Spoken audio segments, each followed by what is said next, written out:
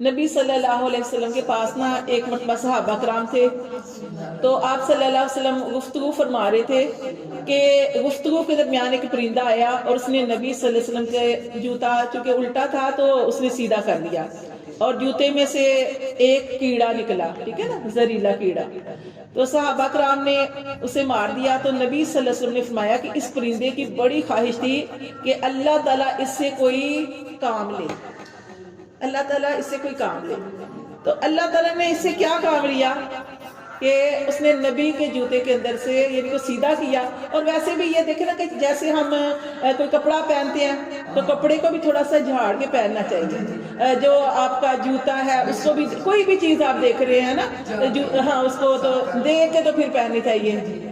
کسی وقت اسی طرح جیسے ہم رات کو پانی پیتے ہیں تو ہم یہ نہیں کہ اندھیرے میں پانی پی لیں، نہیں، پانی کو بھی دیکھ کے، کیونکہ کسی وقت ہو سکتا ہے اس کے اندر کوئی زہریلا کیڑا ہو، تو اس لیے تو اچھا یہاں بھی یہ بتایا جا رہا ہے کہ اس سے پرندے کی کیا خواہش تھی کہ اللہ تعالیٰ اس سے کوئی نیکی کا کام لے، نبی صلی اللہ علیہ وسلم کا کوئی کام لے، تو اس نے یہ کام کیا اور اس طرح صحابہ کرام کو پتہ چل گیا کہ اس کے اندر زہریلا کیڑا اور مار۔ تو اصل چیز یہ ہوتی ہے کہ ہمارے اندر نا طلب ہونی چاہیے کہ اللہ ہم سے کوئی نیکی کا کام کروائے، کیونکہ ہم کل بھی پڑھے تھے نا کہ ہدایت، وہ ہدایت یافتہ لوگوں کے بارے میں پڑھا ہم نے، انبیاء کرام کے بارے میں پڑھا کہ اللہ نے ان کو ہدایت دی۔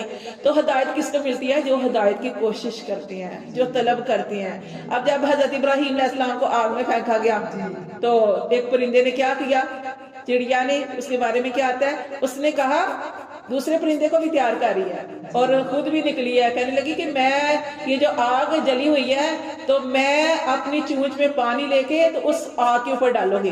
دوسرے پرندے نے کیا کہا، یہ تھوڑا سا تمہاری چونچ میں کتنا پانی آئے گا، اور اتنی 6 مہینوں سے لکڑیاں کٹھی کی گئی، پھر یہ اتنی دیر تک آگ سلگائی گئی ہے، تو یہ تمہارا تھوڑا سا پانی اس آگ کو بجھا دے گا؟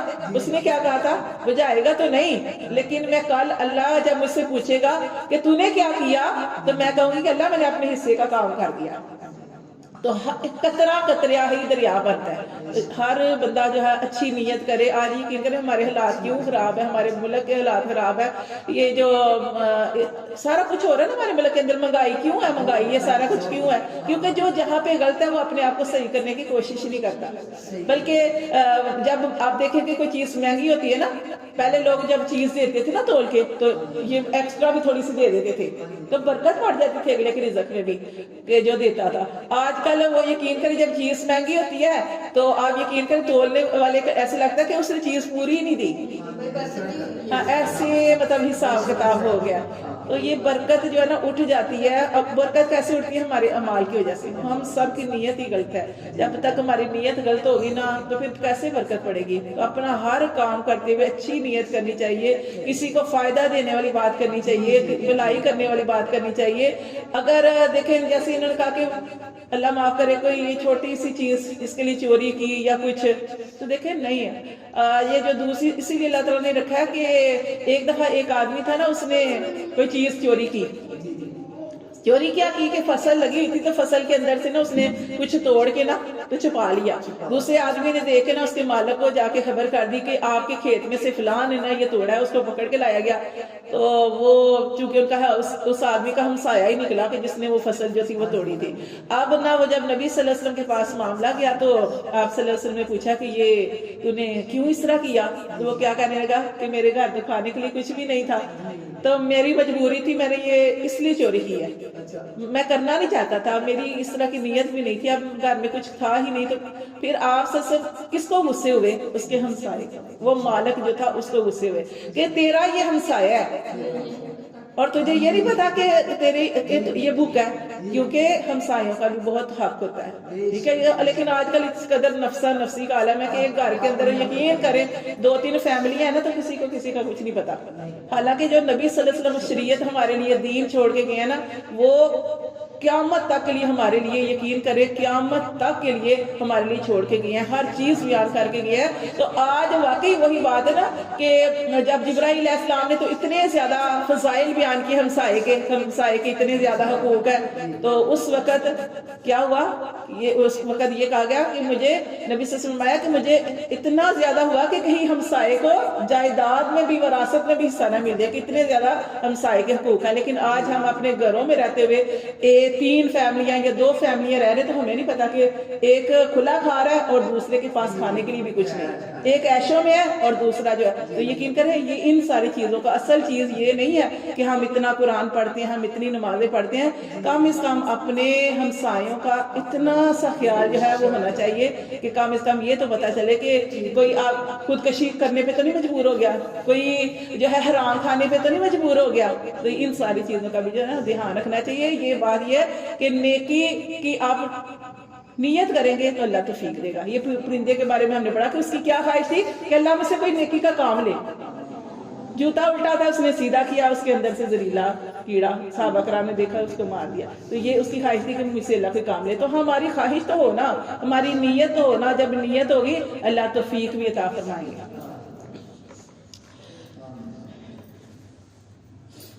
حضرت انس راوی ہیں رضی اللہ تعالیٰ عنہ, صحابی ہیں یہ, وہ فرماتے ہیں کہ نبی صلی اللہ علیہ وسلم نے ارشاد فرمایا کہ آسانی پیدا کرو اور مشکل پیدا نہ کرو, آسانیاں پیدا کرو. اور یہ بھی حدیث میں ہے کہ تم میں سے کوئی موت کی آرزو نہ کرے, کہ جب جیسے کسی کے اوپر بیماری آ جاتی ہے یا پریشانی آ جاتی ہے تو ہم کیا کہتے ہیں, اللہ مجھے موت آ جائے. یعنی اس طرح کے لفظ نہیں کہنے چاہیے, کیونکہ اللہ تعالیٰ نے ہماری زندگی جب ہم نے اس دنیا میں آنا تھا پہلے ہی لکھ دی اور موت بھی لکھ دی ہے. اللہ سے خیر کی دعا کرنی چاہیے. اللہ سے موت کیوں مانگے, اللہ سے موت نہیں مانگنی چاہیے. یہاں پہ یہ بتایا گیا کہ موت کی آرزو نہ کرے, کیونکہ اگر انسان گناہ گار ہے تو ہو سکتا ہے اللہ اس کو نیکی کی توفیق دے دے, اپنے گناہ کی توبہ کر لے. ٹھیک ہے, تو یہ اللہ تعالیٰ سے ہمیشہ اچھے کی امید کرنی چاہیے. گناہ گار ہے تو اللہ تعالیٰ اس کو توبہ کی توفیق دے دے, اور اگر وہ نیکوکار ہے انسان, اگر وہ پہلے نیکوکار ہے تو اللہ تعالیٰ مزید اس کے عمل کو جو ہے نیکیوں سے بھر دے.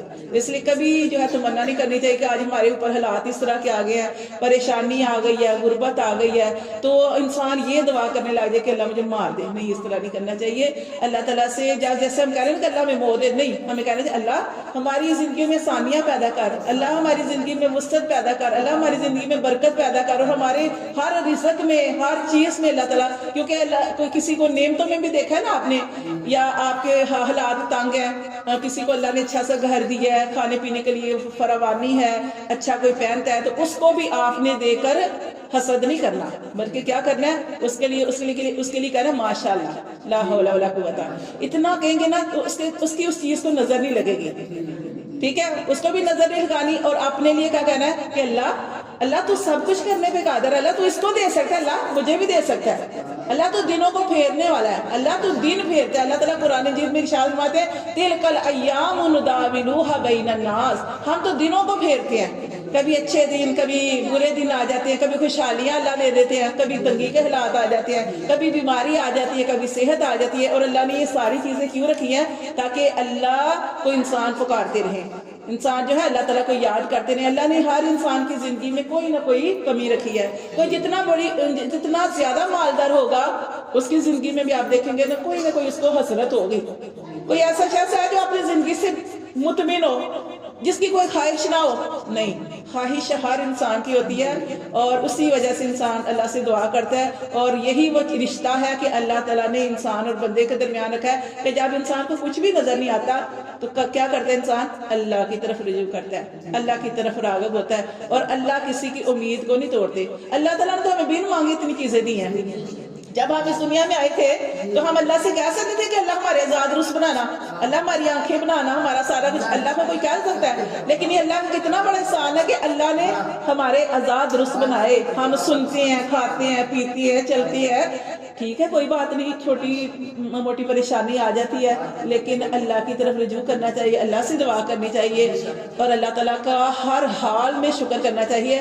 الحمدللہ علی کل حال, الحمدللہ علی کل حال. اگر آپ کو زیادہ بھی پریشانی ہے پھر بھی آپ نے یہی کہنا ہے.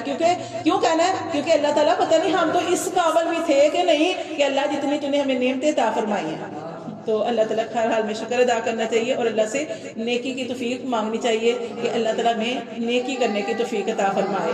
تو آپ دیکھیں نبی صلی اللہ علیہ وسلم نے اتنے پیارے پیارے صحابہ کرام تیار کیے ہیں. آپ صلی اللہ علیہ وسلم کے پاس کوئی مال و دولت تھا, सोना चांदी था, कुछ भी नहीं था, लेकिन आप सल्लल्लाहु अलैहि वसल्लम ने यकीन बनाया है, सहाबा कराम का यकीन बनाया है कि जब तुम अल्लाह से मांगोगे, और उनके अंदर कितना वो ये सारी चीजें होती थी कि जब वो किसी उस वक्त के जमाने में, आजकल तो हम सबको नफसा नफसी पड़ी है, जितना मर्जी आ जाए हम कहते हैं हमारे पास कुछ है ही नहीं, फिर शुक्री करते हैं। उनके पास इतना थोड़ा होता था सहाबा कराम के पास, और आप सल्लल्लाहु अलैहि वसल्लम के पास तालीम हासिल करने वाले सहाबे सुबह गरीब लोग होते थे, सदका आता था तो वो आपसे सब उनको देते थे और वो खाते थे और तालीम हासिल करते थे, आपकी महफिल में बैठते थे। और यकीन कितना मजबूत था कि जब किसी के घर से कोई सदका आता, आप सल्लल्लाहु अलैहि वसल्लम किसी को गरीब समझ के उस सहाबा के घर भेजते, तो वो सहाबी जो थे ना, वो सोचते थे फलां तो मुझसे ज्यादा गरीब है, मैं ये चीज उसको क्यों ना भेज दूं। वो उसको भेजता तो वो कहते नहीं, उसके दिल में ख्याल आता नहीं मेरा तो चलो गुजारा हो रहा है, फलां को भेज दूं। तो यकीन करें इस तरह का वो उनका हिसाब था। आज हमारे ऊपर हालात क्यों है, हम ना नफसा नफसी का शिकार है, हम ना शुक्र नहीं करते। हमारे पास जितना भी है ना, हमारे पास अगर घर के अंदर हर चीज है ना, फिर हम कहेंगे लाइट है, यूपीएस है, हम कहेंगे एसी नहीं है, हमारे पास ये नहीं है। हमारे यकीन करें, शुक्र करें अपने हालात का। और यकीन करें मैं उस वक्त अल्लाह का शुक्र अदा करती हूँ कि जब बाहर निकलते हैं ना, कितने बुजुर्ग, उस दिन मैं कोई काम के लिए निकली तो यकीन करें स्टेशन की तरफ गई तो रस्ते में एक ना जगह पे एक बूढ़ा सा आदमी था, और उसके ऊपर किसी ने जाहिर बेचारा ऐसे ही बाहर पड़ा हुआ था, और किसी ने उसके ऊपर कपड़ा भी डाल दिया हुआ था, लेकिन फिर भी ना कांप रहा था। मैं यकीन कर कितनी देर मेरी आंखों में आंसू, देखो ये भी तो बेचारा किसी का बाप होगा, किसी का भाई है, किसी का शोहर है, और देखो किस हालात में यहाँ पे पड़ा। तो यकीन करें अल्लाह ताला का बड़ा शुक्र अदा करें। आज हमारे घर में कितनी सहूलतें हैं, अल्लाह का शुक्र है। इतनी महंगाई है, उसके बावजूद हम खा रहे हैं ना, हम पी रहे हैं, अपने घर के खर्चे भी चल ही रहे हैं ना, बच्चों को भी दे ही रहे हैं ना। तो इसलिए अल्लाह ताला का हर हाल में शुक्र अदा करना चाहिए कि अल्लाह तेरा शुक्र है, तूने जिस हाल में रखा है। अल्लाह ताला हमें कबूल हो।